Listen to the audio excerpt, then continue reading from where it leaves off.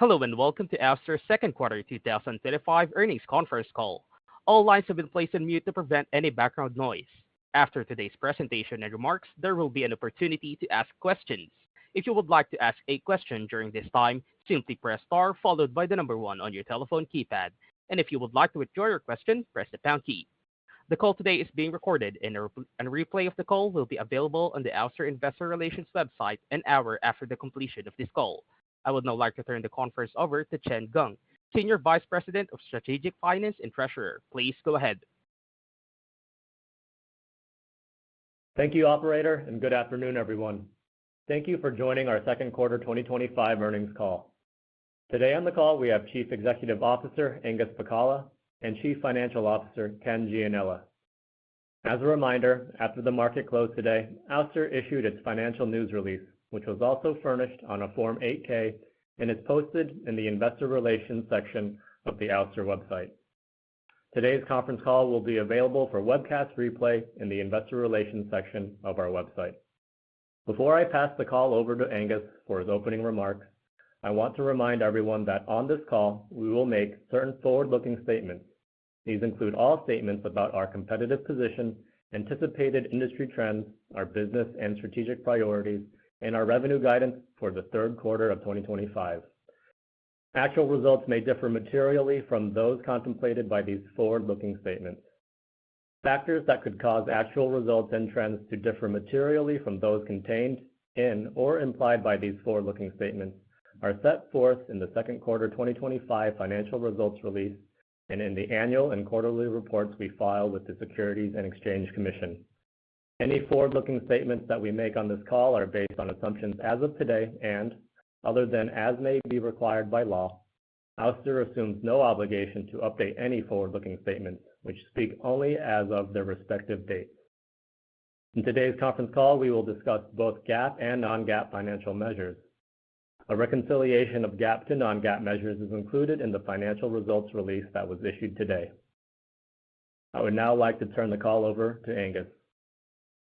Hello, everyone, and thank you for joining us today. I'll start with a brief recap of the quarter, an overview of the market, and an update on our strategic priorities. Ken will cover our financial results in more detail before I close with some final thoughts. Ouster delivered strong second quarter results with revenue just over $35 million, above the high end of guidance, with a solid gross margin of 45%. This performance was driven by record sensor shipments, which surpassed 5,500 units in the quarter, bringing physical AI to life across logistics, industrial, and smart infrastructure sites around the world. We finished the second quarter with a robust balance sheet of $229 million of cash and equivalents and no debt, underscoring our continued financial strength. Proven in the field, our LiDAR solutions are enabling intelligent, real-world autonomy across industries and driving tangible improvements in safety, efficiency, and sustainability. Our strategic investments in AI algorithms and data training infrastructure are enabling new capabilities to unlock significant commercial opportunities. One of our longtime customers has deployed Ouster Gemini at hundreds of facilities, and driven by performance improvements from new Gemini AI algorithms, this customer is now testing new high-value use cases, which require more than quadruple the number of sensors per site.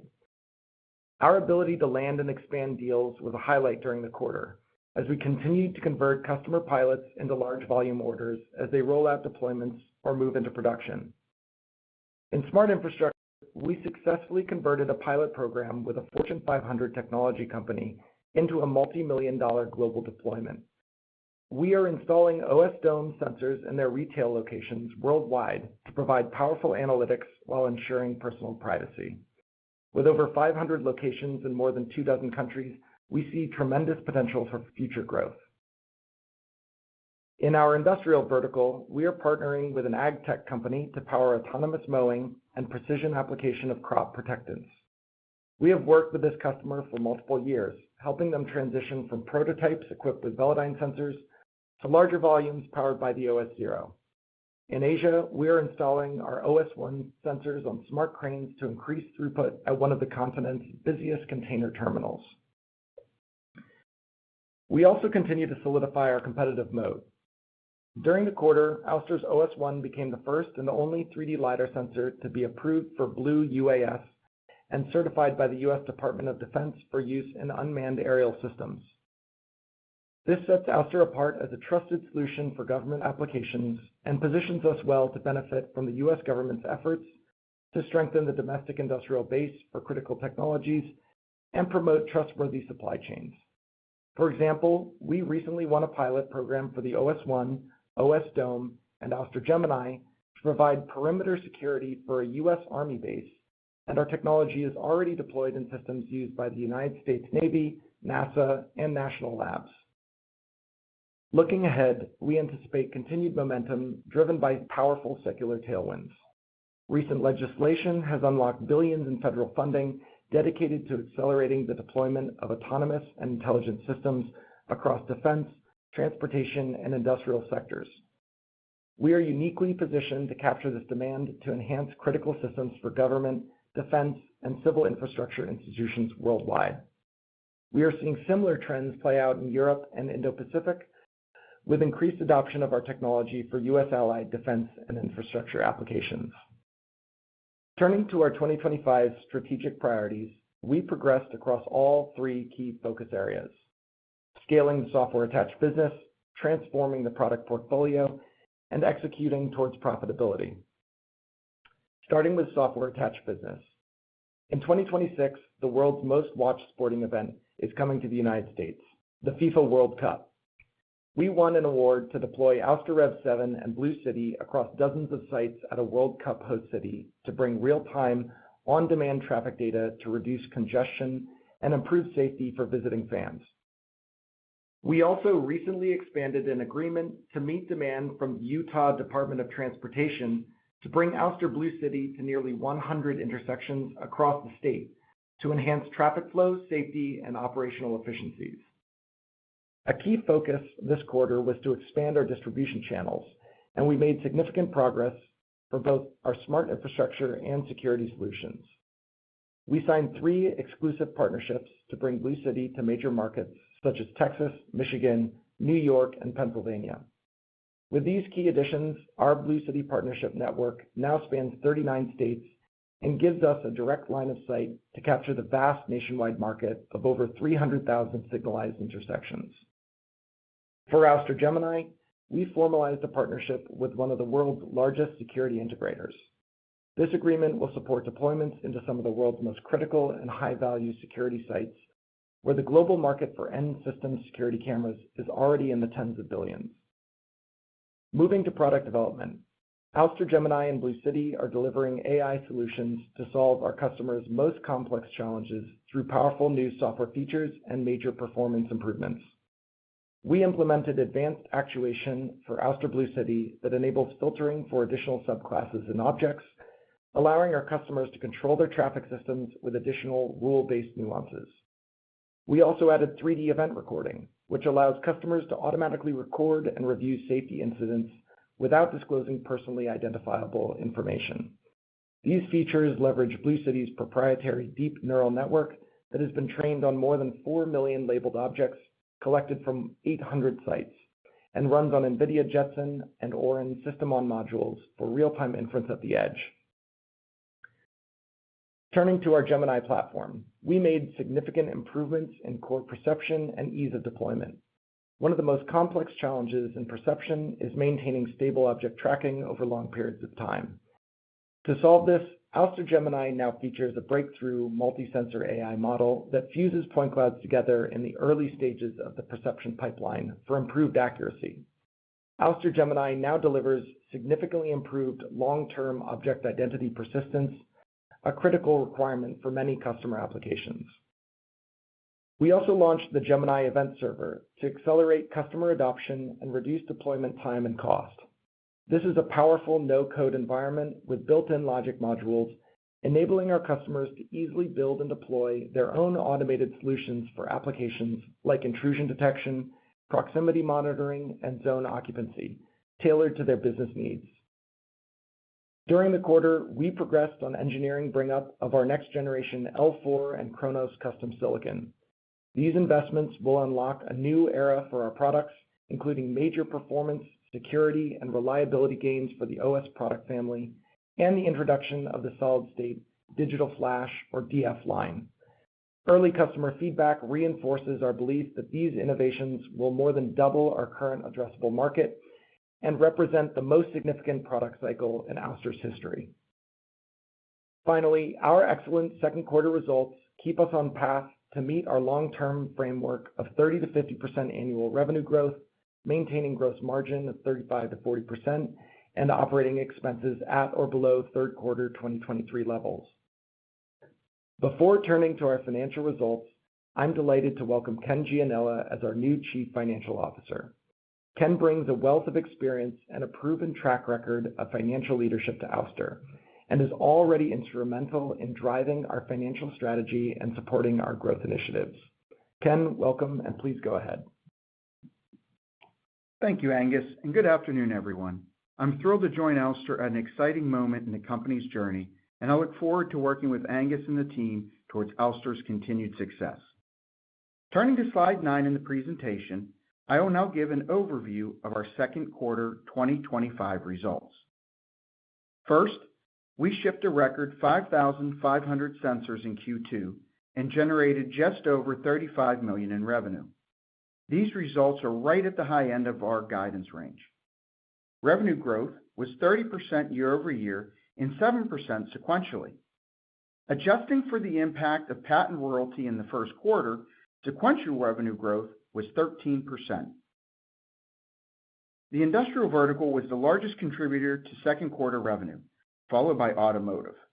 We shipped large volume deals to support applications in warehouse autonomy, robotaxi, yard logistics, and defense. GAAP gross margin in the second quarter increased by 11 points year over year to 45%. Gross margin strength reflects the benefit of higher revenue, product mix, and favorable employment tax refund.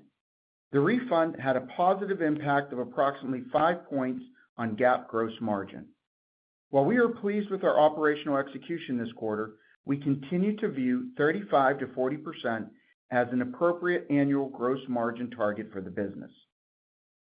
Next, GAAP operating expenses were $43 million in the second quarter, up 24% over the prior year. The increase was primarily driven by higher stock-based compensation and litigation expenses. We remain vigilant on managing our operating expenses as we execute the business.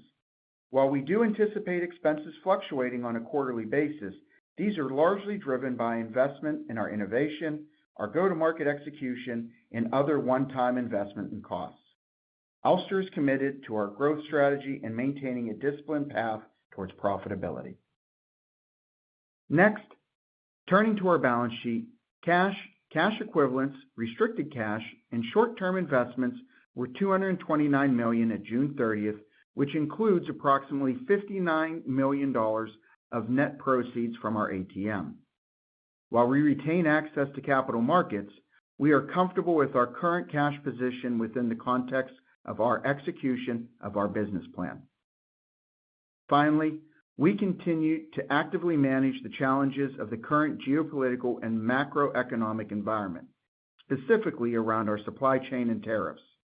The landscape remains fluid, but we are fortunate to have close relationships with our customers and our partners as we navigate the potential impacts. As I stated earlier, we continue to view 35 to 40%, including the impact of any tariffs we may have, as an appropriate annual gross margin target for the business. We will continue to work diligently to manage the situation as we assess potential near and long-term impacts on our operations and our margins. Moving to guidance on slide 10, for the third quarter, we expect to achieve revenue between $35 and $38 million. Before I hand the call back to Angus, I just want to reiterate how excited I am about the opportunity for Ouster and how pleased I am to be able to contribute to the company's success. I look forward to getting out this quarter and meeting our stakeholders. Thank you for your time, and I'll now turn the call back to Angus for his closing remarks. Thanks, Ken. I'm proud of our team for delivering a record quarter as Ouster continues to drive the accelerating adoption of physical AI. We have now delivered 10 straight quarters of revenue growth, and meeting or beating our guidance. This is particularly fitting as we recently celebrated Ouster's 10-year anniversary. We have transformed from a LiDAR manufacturer to a physical AI company, adding software solutions to our industry-leading hardware portfolio to enable intelligent, real-world autonomy across industries. I am proud of our performance and achievements to date, but our most exciting chapter is just beginning. Our technology roadmap will bring the largest transformation to Ouster's product portfolio in our history, taking us into larger markets and more use cases than we've ever had. We are at the forefront of a monumental market transformation driven by LiDAR, and as our customers scale from prototype testing to commercial production, we are well positioned for continued growth. Our story is just getting started, and we have the team, customers, and strategy to be a leader in physical AI. With that, I'd like to open the call for Q&A. Thank you. Ladies and gentlemen, we will now begin the question and answer session. As a reminder, in order to ask a question, please press star followed by the number 1 on your telephone keypad. And if you would like to withdraw your question, simply press star 1 again. As a friendly reminder, please limit yourselves to 1 question and 1 follow-up. Our first question comes from the line of Colin Rusch with Oppenheimer. Please go ahead. Thanks so much, and guys, congratulations on all the progress. As you get into the latter part of the year and start getting ready to ship, commercial volumes of the L4 chip, can you talk about that trend?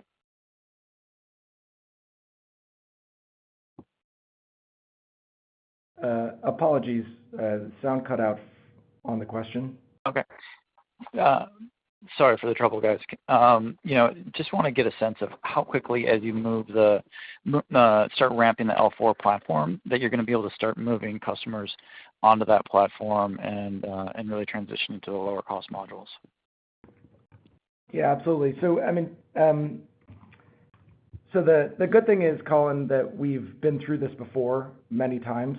The L4 is the 4th generation of our silicon, and there's a huge opportunity behind it, and we want to make sure that it's both the future for new opportunities and doubling the TAM of the company with its release, but also that we provide a smooth transition, like you said, for existing customers to move into greater scale, more applications, kind of land and expand opportunities with existing customers. Historically, we have many customers, roughly half our customer base, that takes a year to transition from one iteration to the next. And we're generally complete with a product transition, let's say from Rev 6 to Rev 7 being the most recent, in about 2 years. It's going to be a little different, though, with Rev 7 to Rev 8. We've provided more heads up for our customer base and more long-term commitments around how we manufacture this technology. We have many more customers in production with Rev 7 than we've ever had with Rev 6 to Rev 7. And so, we're making sure that we're working with every single customer to not leave anyone behind on a previous generation platform.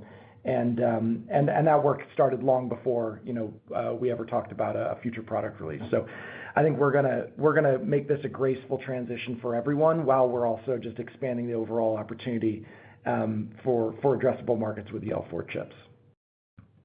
That's super helpful. And then, you've talked about, upwards of 1,000 customers and, call it 10% that are looking at production volumes, and then really a limited number that are in production. Can you talk about, some of the prototypes that are out there and how quickly some of these, machinery or off-road vehicles or some of the other products might end up moving into, volume production? Because it seems like, a limited number of customers could start really leveraging some of their revenue growth here pretty meaningfully for you guys. Yeah, it doesn't take. This is a great question, because what we've said is Ouster is at the very early innings of physical AI, automation, propagating into every moving machine on Earth.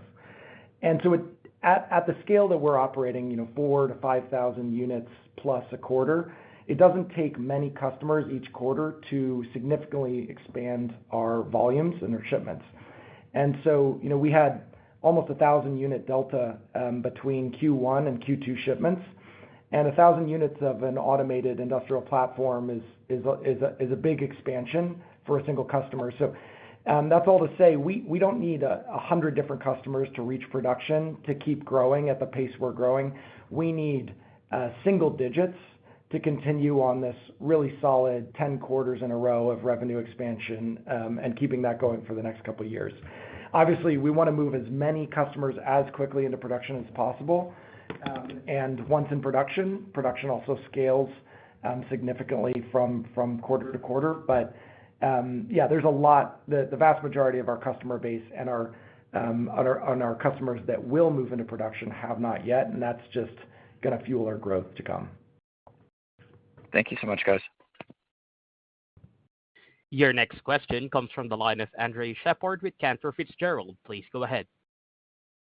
Hey guys, congrats on the quarter and thanks for taking our question. This is Anand for Andre. It looks like you've really cemented market leadership with this quarter, especially with the Blue UAS certification, and that seems to be a huge part of the story this quarter. So I was wondering perhaps what opportunities you're looking at there and how that could really translate for the company. I know you touched on that on the earnings call, and maybe potentially where could this go besides the first thing that comes to mind, the drones? Yeah, this is a great question. Thank you, Anand. The Blue UAS milestone for the OS1 was a big deal for us. You know, we are the first 3D LiDAR sensor that got this certification, and that means that now we can be deployed on DoD aerial platforms as a sensor payload. So it's a big deal. We're the first company, and I think that's a trend for Ouster, is we are a first mover in many different markets because we have the products and we have the strategy and we have the commercial team to get all of that done ahead of our competitors. So you know, Blue UAS is part of a bigger expansion in kind of defense focus for the United States, for our Western allies. I mentioned on the script, there's a lot of good progress here behind the scenes. We're already working with United States Navy, for instance. We are deployed now at a U.S. military base, an Army base, for perimeter security with not just our LiDARs, but with our full Gemini physical AI solution. So there's a lot going on in the background. It's ultimately fueled by an investment from the U.S. government and from Western allies, and I think that's playing into our favor. And I don't think there's any company better positioned to serve that demand than Ouster right now. Fantastic. That's very helpful. And I guess switching to another vertical, I was wondering, you know, since autonomous vehicles are coming into play more nowadays and they're getting more popular here in the States, how you're seeing that opportunity play out for you guys, and if there's potentially anything that you're pursuing in that vertical or with an OEM? Yeah, so it's good to see that there's been an uptick in interest on autonomous vehicles. I think that's fueled by Waymo's proof points in the market, showing that the technology is reaching a level of maturity where it becomes a business and not an R&D effort. And I think that's good for Ouster and the LiDAR sector at large. For a long time, Ouster has, you know, our strategy has been to be at the right place at the right time for this industry to emerge as viable, and I think that's starting to happen. So we have great products for these autonomous vehicle and automotive customers. Actually, this last quarter in Q2, automotive was our second largest vertical. So we're a big player in this space. We've had great positive announcements from longtime customers like May Mobility, making big announcements with end customers like the rideshare companies. So it's not just that the technology is ready, but there's an ecosystem of players that are interested enough to make major commercial and business strategy shifts.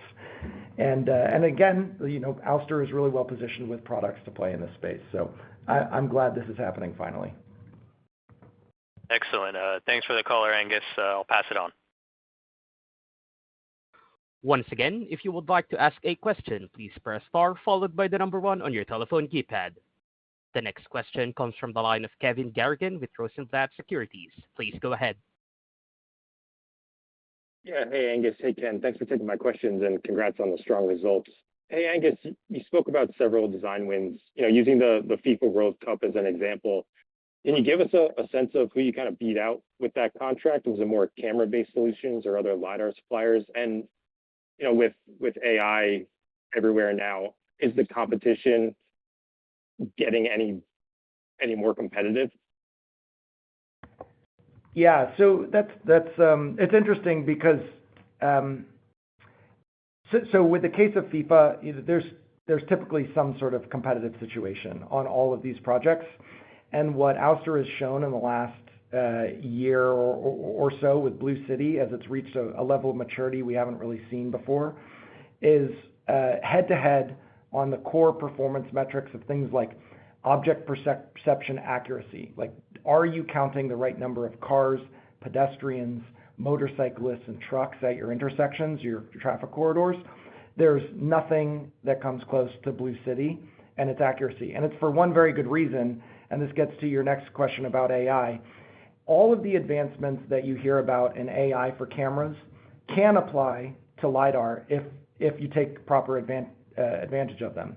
And so we actually put out a press release on this subject just the last quarter around Ouster's massive investment in AI data collection, annotation, and training for our Blue City product. This product that's being deployed at the FIFA sites around the country and now being deployed at large in the Utah DOT and Chattanooga and all these other intersections. So Ouster is leading the way on investing in true physical AI at the edge, running deep neural networks that we've trained on over 4 million annotated objects that we've pulled and extracted from a diverse geographic set of our deployed systems. And we're doing this constantly. So we're constantly improving our AI algorithms to make sure that we maintain this kind of best-in-class performance of perception accuracy, which is the foundation of all of these products that are doing traffic control and analytics in the field. So yes, so your insight that AI is improving everyone's capabilities, whether it's cameras or radar systems or LiDAR, is correct. But we're making sure that we're not left behind. We're actually leading the way with a lot of these investments, and we're applying it to a far more capable sensor data stream with a LiDAR than a camera. Got it. Okay, that makes sense. And then as a follow-up, can you just talk a little bit more about your distributor strategy? Are you looking to eventually have maybe a majority portion of your sales through the distribution channel, or is your main focus still on dealing with the direct end customers? Yeah, here the distribution strategy varies by vertical and even by sub-vertical. So we have our four major verticals: automotive, industrial, smart infrastructure, and robotics. And what I talked about on the call is really a focus on the sub-vertical within smart infrastructure in traffic, and that's the Blue City product. So there, we think it's an integrator, distributor-heavy play, and we've already we embarked on a new strategy there a couple of years ago, and we now have 39 states where we have a selected exclusive distributor integrator for Blue City. So we're well on our way to fully blanketing the United States in these regional distributors. And they're really value-add integrators of traffic technology with long-term established relationships with state, local, and federal clients. Security, also a Gemini-like solutions product for us. So the security industry mirrors in many ways the traffic vertical, and that there's a major set of technology integrators and established distribution chains.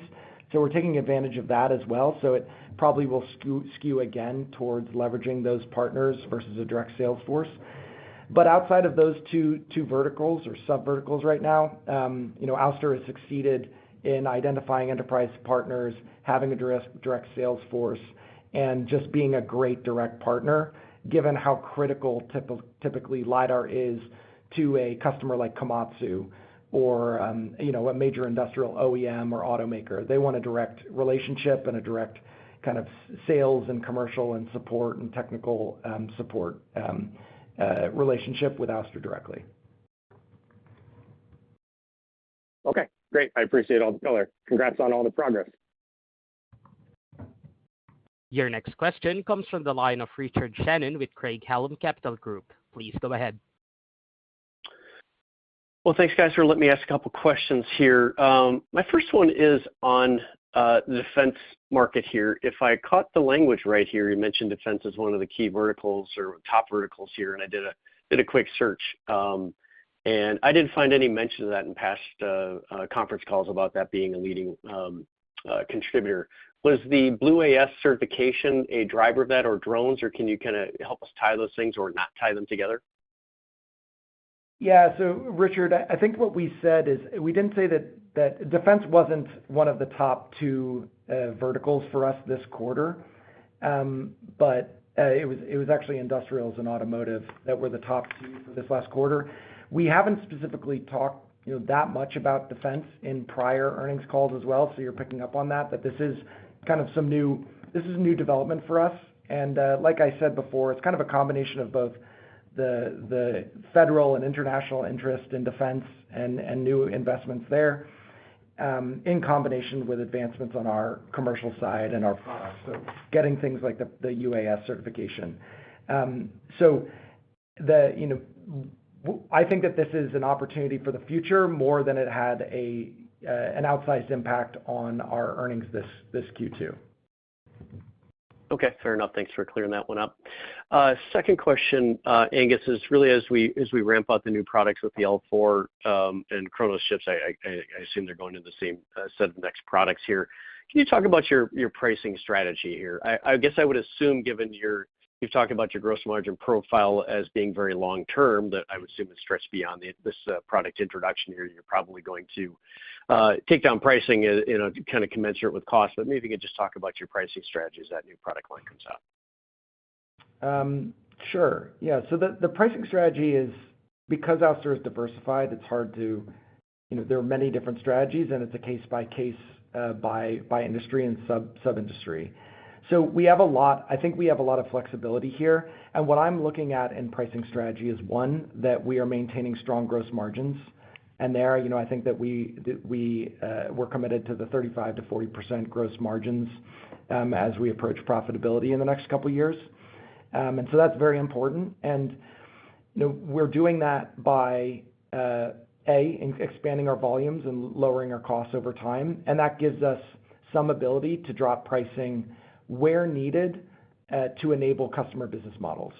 So this is an important dynamic, that when we drop price, many times it's because we have assessed a customer business model and identified that there needs to be a lower cost for them to enter the market into production. And so it's a very measured, there's a lot of control on the Ouster side in how that happens, and a lot of working with a customer.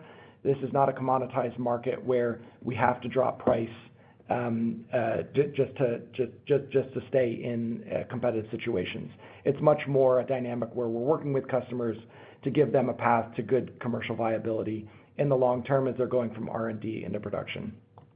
That being said, there's always lower priced applications for any technology, and so there is also just a core focus internally on dropping our costs so that we can enter some fundamentally new markets with lower pricing and just lower pricing overall. So things like some of the emerging robotics opportunities that could hit really high volumes but may need a fundamentally different price point.